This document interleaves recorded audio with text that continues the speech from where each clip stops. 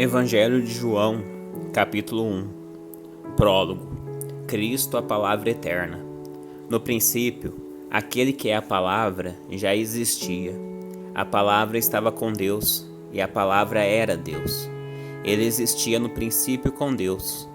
Por meio dele, Deus criou todas as coisas, e sem ele, nada foi criado. Aquele que é a palavra possuía a vida, e sua vida trouxe luz a todos. A luz brilha na escuridão, e a escuridão nunca conseguiu apagá-la. Deus enviou um homem chamado João para falar a respeito da luz, a fim de que, por meio de seu testemunho, todos crescem. Ele não era luz, mas veio para falar da luz. Aquele que é a verdadeira luz que ilumina a todos estava chegando ao mundo. Veio ao mundo que ele criou, mas o mundo não o reconheceu. Veio ao seu próprio povo, e eles o rejeitaram. Mas a todos que creram nele e o aceitaram, ele deu o direito de se tornarem filhos de Deus. Eles não nasceram segundo a ordem natural, nem como resultado da paixão ou da vontade humana, mas nasceram de Deus. Assim a palavra se tornou ser humano, carne e osso, e habitou entre nós. Ele era cheio de graça e verdade, e vimos sua glória, a glória do Filho único do Pai. João deu testemunho dele quando disse em alta voz: "Este é aquele a quem eu me referia quando disse: alguém virá depois de mim, muito mais poderoso que eu, pois existia antes de mim. De sua plenitude, todos nós recebemos graça sobre graça, pois a lei foi dada por meio de Moisés, mas a graça e a verdade vieram por meio de Jesus Cristo. Ninguém jamais viu a Deus, mas o Filho único, que mantém comunhão íntima com o Pai, o revelou." Este foi o testemunho de João, quando os líderes judeus enviaram de Jerusalém sacerdotes e levitas para lhe perguntar: "Quem é você?" Ele respondeu com toda franqueza: "Eu não sou o Cristo." "Então quem é você?" perguntaram eles. "É Elias?" "Não", respondeu eles. "É o profeta por quem temos esperado?" "Não." "Afinal, quem é você?" Precisamos de uma resposta para aqueles que nos enviaram. O que você tem a dizer de si mesmo? João respondeu com as palavras do profeta Isaías: "Eu sou uma voz que clama no deserto. Preparem o caminho para a vinda do Senhor." Então os fariseus que tinham sido enviados lhe perguntaram: "Se você não é o Cristo, nem Elias, nem o profeta, que direito tem de batizar?" João lhes disse: "Eu batizo com água, mas em seu meio há alguém que vocês não reconhecem. Embora ele venha depois de mim, não sou digno de desamarrar as correias de sua sandália." Esse encontro aconteceu em Betânia, um povoado leste do Rio Jordão, onde João estava batizando. No dia seguinte, João viu Jesus caminhando em sua direção e disse: "Vejam, é o Cordeiro de Deus, que tira o pecado do mundo." Era a ele que eu me referia quando disse: "Um homem virá depois de mim, muito mais poderoso que eu, pois existia muito antes de mim. Eu não o conhecia, mas vim batizando com água para que ele fosse revelado a Israel." Então João deu o seguinte testemunho: "Vi o Espírito Santo descer do céu, na forma de uma pomba, e permanecer sobre ele. Eu não sabia quem ele era, mas quando Deus me enviou para batizar com água, disse-me: aquele sobre o qual você vira o Espírito descer e permanecer, esse é o que batizará com o Espírito Santo." Eu vi isso acontecer, portanto dou testemunho de que ele é o Filho de Deus. No dia seguinte, João estava novamente com 2 de seus discípulos. Quando viu Jesus passar, olhou para ele e declarou: "Vejam, é o Cordeiro de Deus." Ao ouvirem isso, os 2 discípulos de João seguiram Jesus. Jesus olhou em volta e viu que o seguiam. "O que vocês querem?" perguntou. Eles responderam: "Rabi", que significa mestre, "onde o Senhor está hospedado?" "Venham e vejam", disse ele. Eram cerca de 4 horas da tarde, quando o acompanharam até o lugar onde Jesus estava hospedado, e passaram o resto do dia com ele. André, irmão de Simão Pedro, era um dos dois que ouviram o que João tinha dito e seguiram Jesus. André foi procurar seu irmão Simão e lhe disse: Encontramos o Messias, isto é, o Cristo. Então André levou Simão para conhecer Jesus. Olhando para ele, Jesus disse: Você é Simão, filho de João, mas será chamado de Cefas, isto é, Pedro. No dia seguinte, Jesus decidiu ir a Galiléia. Encontrou Filipe e lhe disse: Siga-me. Filipe era de Betsaida, cidade natal de André e Pedro. Filipe foi procurar Natanael e lhe disse: Encontramos aquele sobre quem Moisés, na lei, e os profetas escreveram. Seu nome é Jesus de Nazaré, filho de José. Nazaré, exclamou Natanael. Pode vir alguma coisa boa de Nazaré? Venha e veja você mesmo, respondeu Filipe. Jesus viu Natanael se aproximar e disse: Aí está um verdadeiro filho de Israel, um homem totalmente íntegro. Como o Senhor sabe a meu respeito? Perguntou Natanael. Jesus respondeu: Vi você sob a figueira antes que Filipe o chamasse. Então Natanael exclamou: Rabi, o Senhor é o Filho de Deus, o Rei de Israel. Jesus lhe perguntou: Você crê nisso porque eu disse que o vi sob a figueira? Você verá coisas maiores que essa. E acrescentou: Eu lhes digo a verdade, vocês verão o céu aberto e os anjos de Deus subindo e descendo sobre o Filho do Homem. João, capítulo 2. O casamento de Caná. Em 3 dias depois, houve uma festa de casamento no povoado de Caná da Galiléia. A mãe de Jesus estava ali, e Jesus e seus discípulos também foram convidados para a celebração. Durante a festa, o vinho acabou, e a mãe de Jesus lhe disse: Eles não têm mais vinho. Mulher, isso não me diz respeito, respondeu Jesus. Minha hora ainda não chegou.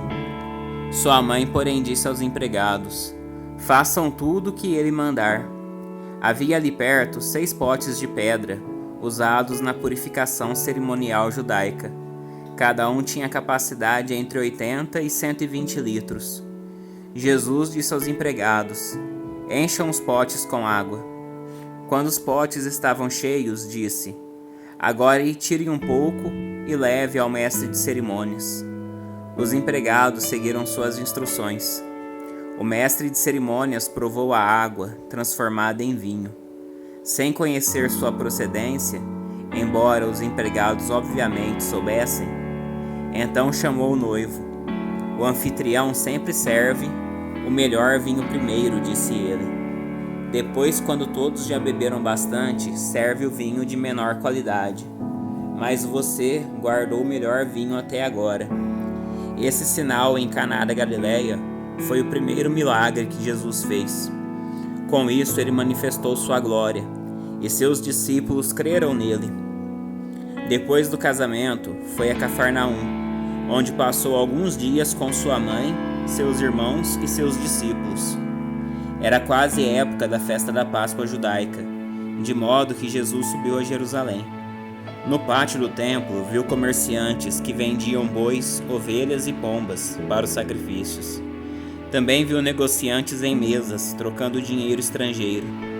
Jesus fez um chicote de cordas e os expulsou a todos do templo. Pôs para fora as ovelhas e os bois, espalhou as moedas dos negociantes no chão e virou as mesas. Depois foi até aqueles que vendiam pombas e lhe disse: Tirem essas coisas daqui. Parem de fazer da casa de meu pai um mercado. Então os discípulos se lembraram desta profecia nas Escrituras: O zelo pela casa de Deus me consumirá. O que você está fazendo? Questionaram os líderes judeus. Que sinal você nos mostra para comprovar que tem autoridade para isso? Pois bem, respondeu Jesus, destruam esse templo, e em 3 dias eu o levantarei. Eles disseram: Foram necessários 46 anos para construir este templo, e você o reconstruirá em 3 dias. Mas quando Jesus disse esse templo, estava se referindo ao seu próprio corpo. Depois que ele ressuscitou dos mortos, seus discípulos se lembraram do que ele tinha dito e creram nas Escrituras e em suas palavras. Por causa dos sinais que Jesus realizou em Jerusalém durante a festa da Páscoa, muitos creram nele. Jesus, porém, não confiava neles, pois conhecia a todos. Ninguém precisava lhe dizer como o ser humano é de fato, pois ele conhecia a natureza humana.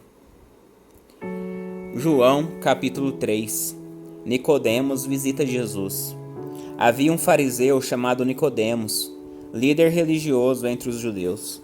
Certa noite veio falar com Jesus e disse: Rabi, todos nós sabemos que Deus enviou o Senhor para nos ensinar. Seus sinais são prova de que Deus está com o Senhor. Jesus respondeu: Eu lhe digo a verdade. Quem não nascer de novo não verá o reino de Deus. Como pode um homem velho nascer de novo? Perguntou Nicodemos. Acaso ele pode voltar ao ventre da mãe e nascer uma segunda vez? Jesus respondeu: Eu lhe digo a verdade. Ninguém pode entrar no reino de Deus sem nascer da água e do Espírito. Os seres humanos podem gerar apenas vida humana, mas o Espírito dá à luz vida espiritual. Portanto, não se surpreenda quando eu digo: é necessário nascer de novo. O vento sopra onde quer. Assim como você ouve o vento, mas não é capaz de dizer de onde ele vem, nem para onde ele vai, também é incapaz de explicar como as pessoas nascem do Espírito. Como pode ser isso? Perguntou Nicodemos. Jesus respondeu: Você é um mestre respeitado em Israel e não entende essas coisas? Eu lhe digo a verdade. Falamos daquilo que sabemos e vimos, e no entanto vocês não creem em nosso testemunho.